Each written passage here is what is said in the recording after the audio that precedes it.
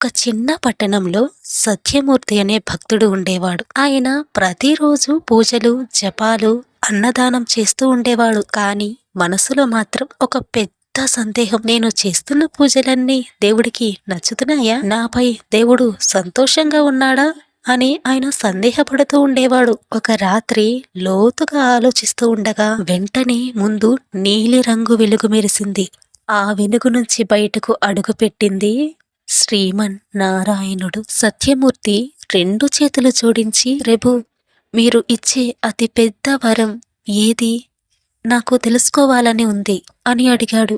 విష్ణుమూర్తి మృదువుగా చిరునవ్వుతో, ఇప్పుడు చెప్పినా నీవు అర్థం చేసుకోలేవు, కాబట్టి నిన్నే నీకు చూపించగలిగే వరం ఇస్తాను అని అన్నాడు. విష్ణుమూర్తి అతనుకు చెయ్యి ఇచ్చి వెంటనే అతన్ని కాలగమనంలోకి ముందుకు తీసుకువెళ్ళాడు. అతడు భవిష్యత్తులో తనను తాను చూశాడు.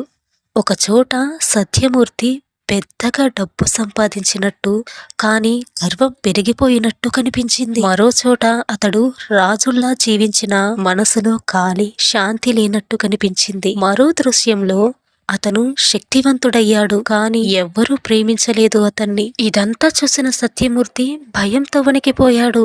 తిరిగి విష్ణుమూర్తి ఎదుట నిలబడ్డాడు. కళ్ళల్లో కన్నీళ్లతో అన్నాడు, ప్రభు, సంపద కాదు, పదవి కాదు, శక్తి కాదు, మరి మీరు ఇచ్చే అతి గొప్ప వరం ఏమిటి అని. విష్ణుమూర్తి మృదువుగా ఆయన భుజంపై చెయ్యి పెట్టి అన్నాడు, శాంతి. మనశ్శాంతి అనేది దేవుడు ఇచ్చే అతి గొప్ప వరం. దాన్ని సరిగ్గా అర్థం చేసుకున్న వారికి మాత్రమే నిజమైన ఆనందం లభిస్తుంది.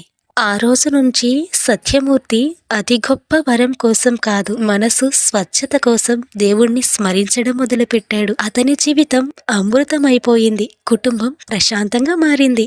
మనసులో భయం పోయింది. నిద్రలో కళ్ళు మూసుకున్న దేవుడి వెలుగు పడ్డట్టుండేది. ఈ కథలోని సందేశం మీకు అర్థమయ్యే ఉంటుంది. చెప్తా వినండి. మనశ్శాంతి లేని జీవితం రాజసింహాసనం మీద కూర్చున్న అర్థం లేదు. దేవుడు ఇచ్చే అతి పెద్ద వరం శాంతి. దాన్ని కాపాడుకోవడమే నిజమైన భక్తి.